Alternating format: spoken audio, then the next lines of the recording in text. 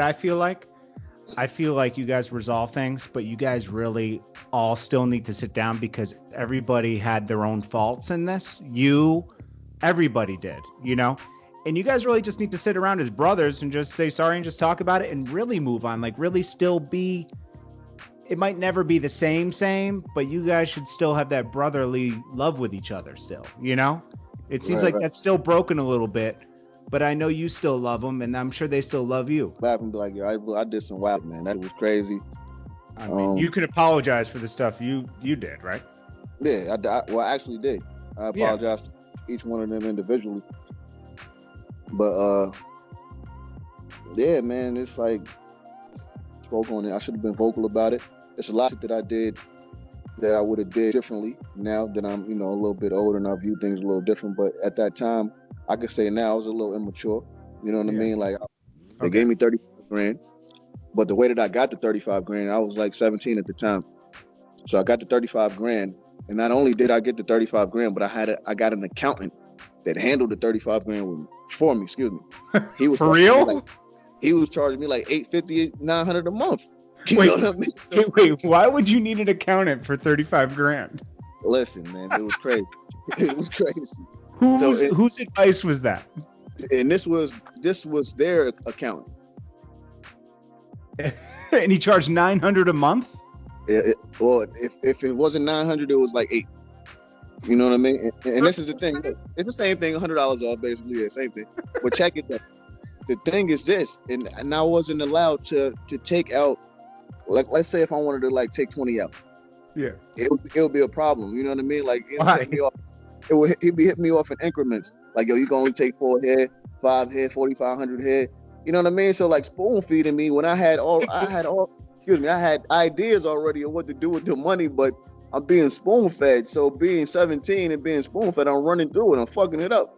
You know what I mean? So I'm buying a little hoopty head. I'm buying a little half a pea head. You know what I mean? Trying to do shit to stay afloat. But what the fuck you gonna do if you already got shit planned out? What you gonna do with the money and you can't do it because you're getting hit off in increments?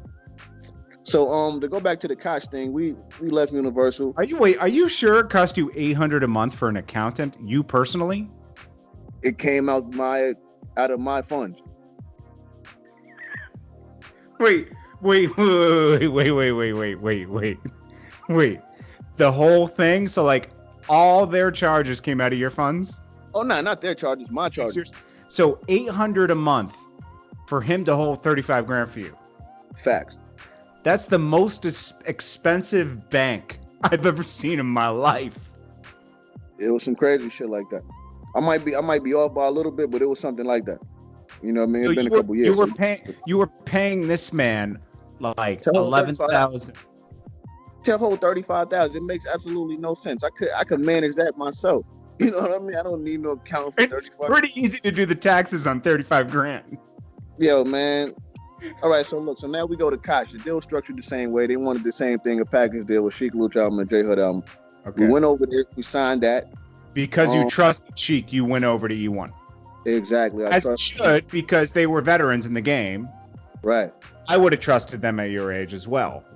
Exactly. I trusted them because big bro, right? They were big bros. I believe that they wouldn't point me. Hey, let's put this in there. I believe that Sheek had great intentions. Being independent was new. People like Core Mega and people like that were really pioneering the way, and then it was getting hot to go over there because Jim Jones was right. Yeah, Jim Jones. Diplomats and all of them were doing like independent deals with E1. So Sheek had good intentions that, hey, this is the new wave, you know, and so we're not downplaying it like, oh, this was a scheme. But it wasn't able to completely execute the plan. Right. You know what I mean? So all right, so we went over there. As soon as we got there, what he told me was this: you know, they want me to drive first since I'm a more of a known artist and I've been out already. Me, in my mind, I'm going to keep it 100. I thought, like, there was no way they told you that because I'm super hot right now. Right. You know what I mean? And not just saying that on no big head shit. I was just like seriously, like anything we could have threw out, they was copping that. Mm-hmm. So he was like, yo, you know, I want to come out first. So I was a team player. I'm like, cool. You came out. And when each one of them went on tour, I went on tour with them individually. to build my momentum and build my buzz or whatever the case be. So after Sheek Louch dropped his album, I was scheduled to come out next. So what happened was, okay, I got another advance from Koch this time. How much? Now this advance was $25,000. Okay. Right. So what happened with this now? We went to go sign a deal with Koch. See, I never told this what I'm about to tell you right now. So this is exclusive content. Okay. When we was going to sign the Koch, so let me highlight that. So for y'all that didn't hear me, when we went to go sign the deal on Koch, meaning that I had to be present in order for the deal to be complete with Koch.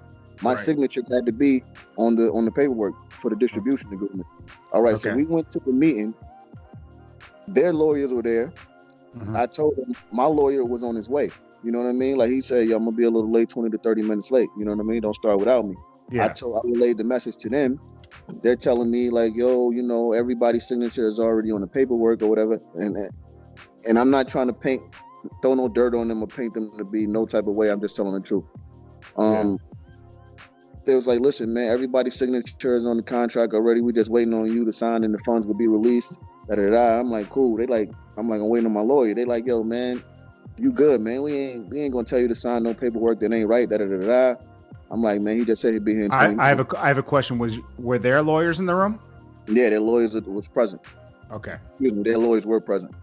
Yeah, so I'm telling them like, listen, he said 20 minutes. They're like, listen, man, all you gotta do is sign the paper and we can get the bread. You're the only one that we need. Like you holding the process up.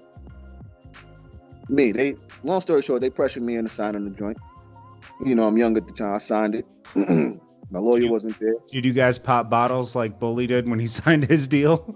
Nah, it wasn't. I don't know about none of that, but I remember. I signed the paper. I'm gonna tell you what happened. Look, this is real shit though. I signed the paper. Each of us got a copy of the contractual agreement. Yeah. When we left the building, Sheik told me, yo, let me see that paper. You gonna fuck around and lose that shit. Me being young, I'm not like thinking about it like that. I gave it to him.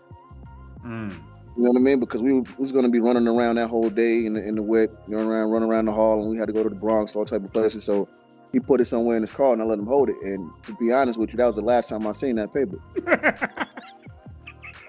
This is real shit. I never seen it after that. Your lawyer didn't get a copy? I mean, he got a copy further on down the line, but as far as like my original copy that he had, I'd never seen that. Okay, I have a question. That just sounds funny, though. I can imagine Sheik in his backyard burning the contract. Like, yeah, this shit is crazy, man. But when your lawyer got the contract, what did he say? I mean, he didn't say nothing. He okayed everything, and So there was nothing wrong with the contract. Nah. Okay, so there's no big issue then. Nah, he just took my original copy. You know what I mean? It just felt weird. Yeah. So now I'm waiting on my second advance. Normally when you sign a contract and you're waiting on an advance, you're not supposed to wait no longer than. Wait, but you got when you signed that, you got some money, right? When I signed the Koch agreement? Yes. You talking about on site? Like as soon as I did it? Well, like how long did it take for you to get your first advance? That's where I was getting to. Normally when you sign a contract, you're not supposed to wait no longer than like a week, 2 weeks. You know what I mean? 2 weeks. Yeah, at least 2 weeks. Yeah. So after the 2 week time period, 3 weeks passed. Okay. And they're like, yo, listen, and I have to keep pointing this out. I'm not trying to make nobody look a certain way because you have people out here that are real narrow-minded and they're trying to paint a narrative. I'm not trying to make nobody look bad. This is just my truth. Right. What I was told was SP borrowed $20,000, well, $20 or $25,000 out the D Block account. So it was like, you're gonna have to wait. Do us a favor, just wait until he put it back, and we'll give you an advance. So obviously, he took my advance for whatever purposes to use it for, and I had to wait for him to replace it to get my advance. So during the time when I was waiting for that, it just so happened that my house burned down. Yeah, okay, yeah, I remember that. Okay, so my house burned down while I'm waiting on the money. We lose everything. Yeah. So now you need the money. Now I absolutely need the money. Yeah. So after that happened, I have a question. Just for the timeline purposes, has Sheik dropped his album by the time that house burned down? Has Sheik dropped his first album on Koch? Did he drop his album? I think he did. Yeah, he might have. I remember we were at a video shoot and everything was cool then. You hadn't lost your house yet. I remember things got a little weird when your house burned down. Right. I remember that happened, and then like 3 weeks later or something like that, I end up, getting my advance. But it took for that to happen for me to get my funds. So as soon as I got that money, I had to pay for my mother's hotel bills. I got us a new apartment. How much was the? Okay, so I have a question. When your house burned down, who was paying for the hotel you guys were in? To be honest with you, I think it was like some family and Red Cross and shit like that. So it wasn't. I'm not saying they had to. We're not saying that Sheik and them were supposed to, because nobody put together a package and was like, "Yo, let's do this," or nothing like that. It was nothing. Did they offer for you to stay with them if you needed to get away from your family or anything? Absolutely not. A friend offered me that, and I stayed with a friend for a while. And I'm not saying that Sheik, Jadakiss, and Styles P had to do that. They didn't. They're not. That's not part of being a CEO. So Right. Yeah. But I just wanted to let everybody know where your mindset was at. Right. So during that time, like that happened, and like I said, I felt kind of a certain way that nobody, tried to offer me anything, and it was three guys. You know what I mean? But whatever. I was the ultimate team player. I didn't take that no type of way. Yeah. But now it's time for my. Actually, I think this was during the time period when it was time for my album to come out, because a little bit after that, I went down to the label because I started feeling a certain way anyway. I felt the energy was off. Can I do a timeout real quick before we get to that? I want to note that in the meantime, to stay hot, J Hood's on Smack DVD, the Come Up DVD, any other DVD, saying, and they ask, "Yo, when's the album coming out?" And he keeps giving a date that he's told the album's coming out. So after a while, he starts to look bad because he keeps missing these dates. Right. And he's letting the fans keep asking him, "Hey, when's the album coming out?" At one point, he just had to say, "I don't even know when my album's coming out." Hey, yo, tell us from the hood, drop it soon. I remember that. And I was like, after we'd cut, I'd be like, "Yo, are you sure?" When the fuck is soon? Yeah, exactly. Well. By this point, I think Joel's was on his second album. Hey, yo, look, man, Joel's dropped. I'm gonna tell you, look, it's gonna be funny the way I'm gonna put it, but it's 1,000 though. You know what I mean? Like, okay, so I felt like those guys wasn't putting the same type of energy forth for my project that they were with Luch's project, and I felt like Luch wasn't handling mine the same way that he handled his, meaning that he wasn't going to the label regularly checking on them to make sure they own their job as far as for my project or nothing like that. Yeah. So I'm like, yo, this is crazy. Let me just go down here to Koch and see what's going on. This wasn't something that I did normally, so I'm like, let me just check it out. Me and my homie, we went down there and we sat down with Alan Grumpler, who was the general manager at Koch. Okay. So he was like, "What up, hood?" I'm like, "Hey, what's going on?" He's like, "Everything's cool with you?" I'm like, "Yeah, everything's all right, man. I heard the house burned down." I'm like, "Yeah." He's like, "Well, I'm sorry to hear that, man. Listen, man, I really just hope that what we was able to give you, helped out a bit." And I'm like, "What you mean?" He's like, "The guys came down here and told us that your house burned down and you needed a little help, you know what I mean, to get on your feet. So we cut them a $60,000 check to give to you." So I forgot. Yo, we haven't talked about this in a while. I forgot about that. Yeah, so now I'm dumbfounded. I'm like, what? So he looking at me like, okay, so guys, just to catch you guys up. So he not only did he not get his $25,000 check, right? Did you get that? They paid you that though. At this point, had they paid you? I got that after the house burned down. Okay, yeah. So at this point, Styles P had replaced the money he borrowed, gave it to Hood, so he was able to pay down his large hotel bills and get his family situated into an apartment. New furniture. I got a little car. So that 20 grand is, as you know, gone. You got to replace your whole life. Facts. Okay, so now he's at Koch and he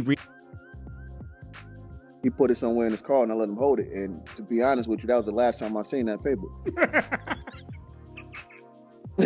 Well, 20 or $25,000 out the D Block account. So it was like, you're gonna have to wait. Do us a favor, just wait until he put it back, and we'll give you advance. So obviously, he had took my advance for whatever purposes to use it for, and I had to wait for him to replace it to get my advance. So during the time when I was waiting for that, it just so happened that my house burned down. I was like, after we'd cut, I'd be like, yo, are you sure? Help, you know what I mean, to get on your feet. So we cut them a $60,000 check to give to you. So I forgot. Yo, we haven't talked about this in a while. I forgot about that. I asked to be released. Were you trying to hurt them by dragging the chain? Like you felt you meeting that stood out to everybody and that contained the most shock value. 50 Cent. Because that was a quote unquote art. I feel like you guys resolve things, but you guys really all still need to sit down because everybody had their own faults in this. Everybody did, you know? And you guys really just need to sit around as brothers and just say sorry and just talk about it and really move on. Like really still be, it might never be the same, but you guys should still have that brotherly love with each other still, you know? It seems like that's still broken a little bit, but I know you still love them and I'm sure they still love you. Laugh and be like, yo, I did some wild shit, man. That shit was crazy. I mean, you can apologize for the stuff you did, right? Yeah, I actually did. I apologized to each one of them individually. But yeah, man, it's like, spoke on it. I should have been vocal about it. There's a lot of shit that I did that I would have did differently now that I'm, a little bit older and I view things a little different. But at that time, I could say now I was a little immature. You know what I mean? Like I was hot-headed. I was young, man. Yeah, and this all goes back circle to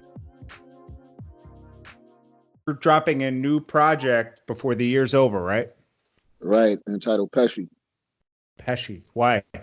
It's basically a alter ego thing, but if you're familiar with the the Goodfellas movie and any other movie that Joe Pesci portrayed a gangster in, you'll know why, but more so of the Goodfellas character, Nicky Sanchoro. So this is there is a side of you that's like that character? Yeah. You're not that scary. So